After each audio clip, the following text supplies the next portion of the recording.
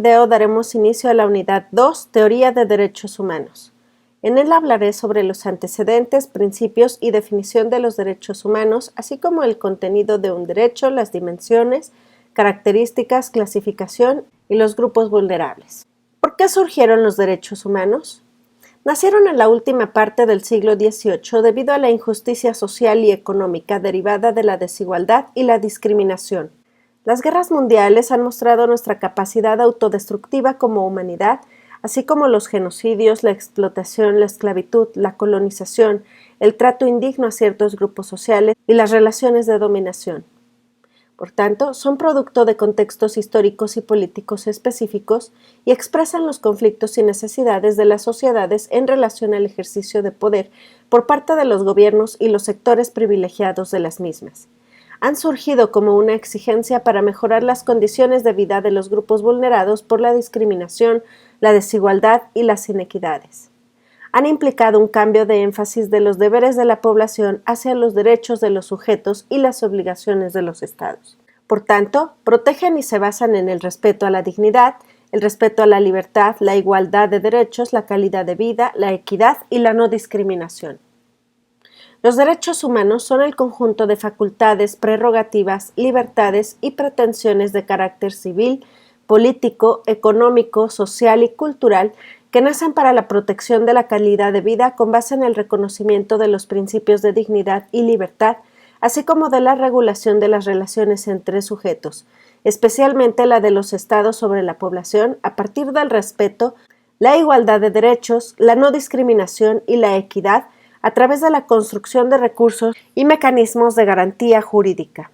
Un derecho contiene dos elementos, una descripción y obligaciones, que consisten en límites y restricciones hacia el Estado, así como las acciones que deben llevar a cabo para cumplir con las obligaciones que ha adquirido al firmar los pactos y tratados internacionales en materia de derechos humanos.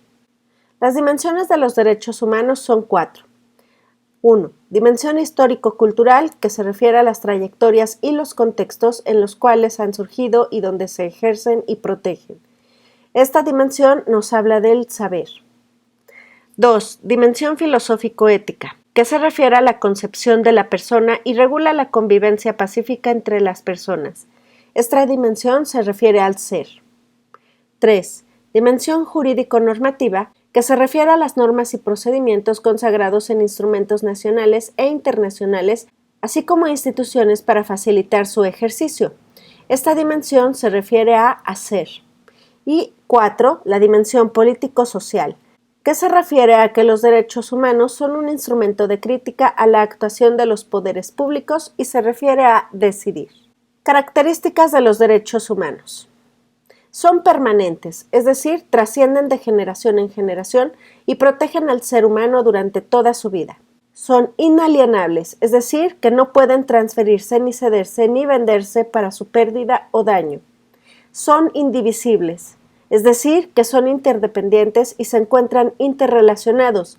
No hay ninguno superior a otros y en consecuencia existe conexidad entre todos. Son integrales, es decir, que corresponden a todas las esferas de la vida de la persona y los grupos sociales a los que pertenece. Son imprescriptibles, o sea, que no se pierden por el transcurso del tiempo, no caducan. Son universales, es decir, las personas y los pueblos del mundo gozan de ellos sin distinción. Son generales, o sea, que toda persona sin excepción los tiene. Son inherentes, o sea que no se pueden separar de la persona, y son incondicionales, es decir, no están sujetos a condición alguna, sin embargo, pueden limitarse mediante las leyes. Los derechos humanos pueden clasificarse en 3 grandes grupos. El primero de ellos son los derechos civiles y políticos, que se refieren a la libertad y autonomía de cada persona. El segundo grupo se refiere a los derechos económicos, sociales y culturales y constituyen atributos de la persona y sus relaciones con los grupos sociales. Implican la satisfacción de necesidades que corresponden al bienestar social. Y el último grupo son los derechos colectivos, que son aquellos que tienen de forma exclusiva ciertos grupos que forman minorías o mayorías cultural y étnicamente diferenciadas. Algunos derechos civiles que encontramos en diferentes instrumentos jurídicos son integridad física y psicológica, derecho a un nombre, derecho a la información, derecho a no ser discriminado o discriminada, derecho a una nacionalidad, derecho de reunión, seguridad jurídica, libertad de tránsito o movimiento, los derechos sexuales y reproductivos, el reconocimiento de la personalidad jurídica, la libertad de creencias religiosas, la libertad de pensamiento, conciencia y expresión de las ideas, derecho a la vida, derecho a no ser sometido a torturas ni penas o tratos crueles, inhumanos o degradantes.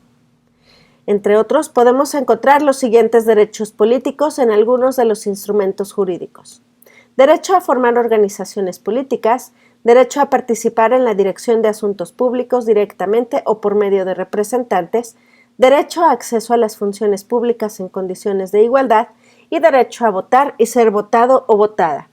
Entre los derechos económicos, sociales y culturales podemos encontrar los siguientes en diversos instrumentos jurídicos: derecho a la seguridad social, derecho a la salud, derecho al medio ambiente, a la vivienda, a participar en la vida cultural, al trabajo, al agua, al descanso y disfrute del tiempo libre, derecho al desarrollo, a la educación, el derecho agrario, el derecho a la alimentación y el derecho a gozar de los beneficios del progreso científico.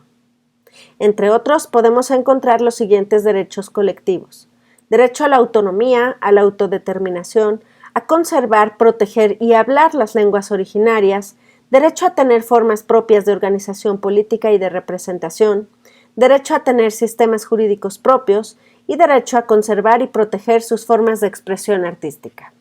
Antes de hablar de los grupos considerados como vulnerables y lo que implica en materia de derechos humanos, es necesario detenernos un poco a reflexionar sobre el concepto de vulnerabilidad.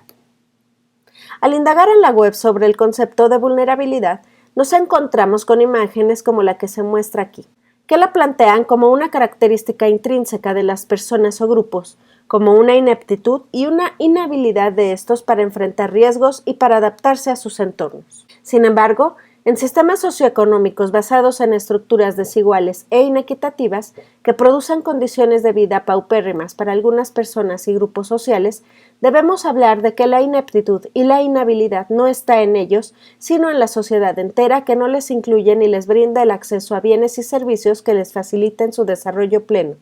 Por tanto, 1. La vulnerabilidad no es una característica intrínseca de las personas o grupos sociales, sino 2. Es el resultado de estructuras que dificultan o imposibilitan que las personas o grupos sociales puedan tener una vida digna. Es por ello que algunos autores hablan de grupos vulnerados en lugar de grupos vulnerables. Así, como sociedad tenemos una deuda con las personas o grupos vulnerados, lo que implica llevar a cabo acciones que mejoren sus condiciones de vida con el fin de facilitarles el acceso a bienes y servicios que les permitan desarrollarse plenamente. Es necesario invertir mayores recursos en la atención especial de las necesidades de las personas y grupos vulnerados, generando leyes, políticas, planes y programas específicos para ellos, con el fin de compensar la vulneración sistémica de la que han sido víctimas durante muchos años y que les han mantenido en condiciones de desigualdad social y económica. Por tanto, es necesario impulsarles prioritaria y especialmente, esto es, el principio de equidad, con el fin de equilibrar las condiciones de vida y así construir entornos más equitativos donde efectivamente todas las personas podamos gozar de nuestros derechos. A esto se le conoce como discriminación positiva o medidas de acción positiva. Se encuentran basadas entonces en el principio de equidad. Y aunque existe el principio de igualdad que implica que todas las personas tenemos los mismos derechos sin importar nuestras características particulares, es preciso reconocer que como sociedad hemos discriminado de manera sistemática y estructural a ciertos grupos, impidiéndoles su desarrollo pleno en todos los ámbitos de la vida. Sin las medidas de acción positiva, seguiremos viviendo en sociedades basadas en la desigualdad y la inequidad. Por tanto, una sociedad asentada en violaciones a los derechos de las personas y grupos vulnerados. Los grupos vulnerados son, entre otros, mujeres, niños, niñas y jóvenes, personas adultas mayores, personas con discapacidad, pueblos indígenas, migrantes, personas que viven en la pobreza, entre otros. Para cada grupo existen leyes, políticas, planes y programas específicos que buscan protegerles e impulsarles de manera especial para mejorar sus condiciones de vida. Cada uno implica un análisis con perspectiva específica dentro del enfoque de derechos humanos, con el fin de partir de sus necesidades, condiciones y visiones del mundo particulares.